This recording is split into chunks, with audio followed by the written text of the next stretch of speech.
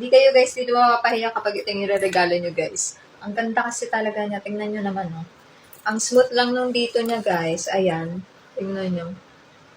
May mga parang design siya, pero pag hinawakan nyo siya, parang flat lang siya. Matte ang style niya eh. Tapos ito, pag ginanito nyo siya, wala siyang sabit. Sobrang smooth lang. Tapos yung dito niya medyo makapal. Yan. Tapos tingnan nyo guys. Ang dami niyang nalalagay. Kapag meron kayong mga pera na ayaw nyong itupi, pwede nyo ilagay dito.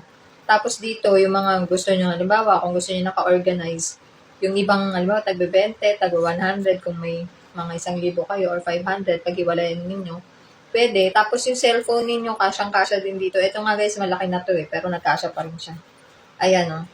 Pag mas malaki guys, pwede nyo siya ilipat dito. Ayan. Tapos ito yung salamin ko, nalagay ko rin siya, nakakatuwa.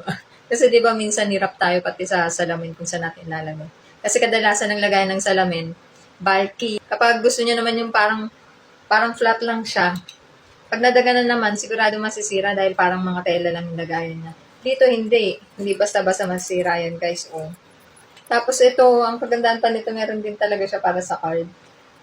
Tapos dito guys, meron din siyang lagayan ng barya. Ayan, madami-dami din nalagay ko.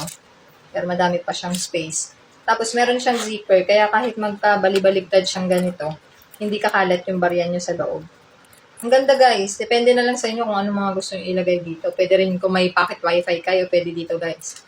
Tapos yan dito guys, meron pa siyang ganito, pang sabit.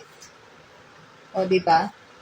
Para pag bisibisihan kayo, pwede nyo isabit dito. Yung mga tamad dyan magdala ng mga wallet, magbuhat ng ganito. Pwede nyo siyang isabit ng ganito.